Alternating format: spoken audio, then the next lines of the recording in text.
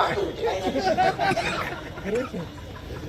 Sir म्हणजे चुकीचं आहे. तो म्हणजे सर टीव्ही पाहत नाही रात्रीच पळाले पहाटे आले शपथविधी झाला मग राष्ट्रपती राजवट उठली. या राज्यामध्ये 6 तासासाठी सुद्धा राष्ट्रपती राजवट लागलेली आहे. तर हे कुठं पुस्तकात आहे.